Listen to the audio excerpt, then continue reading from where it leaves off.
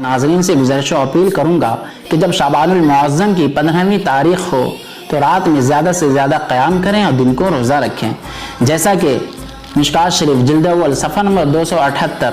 اور اسی طرح ابن ماجہ شریف جلد اول صفحہ نمبر 100 کی حدیث پاک ہے۔ مولائے کائنات شیر خدا حضرت علی رضی اللہ تعالی عنہ سے روایت ہے، آپ فرماتے ہیں کہ اللہ کے پیارے نبی صلی اللہ تعالی علیہ وسلم نے ارشاد فرمایا کہ جب شعبان المعظم کی 15ویں شب ہو تو رات میں قیام کرو اور دن کو روزہ رکھو، کیونکہ غروب آفتاب کے بعد سے ہی اللہ تبارک و تعالیٰ کی رحمت آسمان دنیا پر نازل ہو جاتی ہے، اور اللہ تبارک و تعالیٰ ارشاد فرماتا ہے کوئی مغفرت کا طلب کرنے والا تاکہ میں اسے بخش دوں، ہے کوئی رزق مانگنے والا تاکہ میں اسے رزق دوں، ہے کوئی مصیبت زدہ کہ میں اسے مصیبت سے نجات دوں، اور یہ اعلان طلوع فجر تک ہوتا رہتا ہے۔ لہٰذا ناظرین،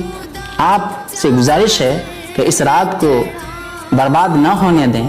اس میں زیادہ سے زیادہ آپ قیام کریں، زیادہ سے زیادہ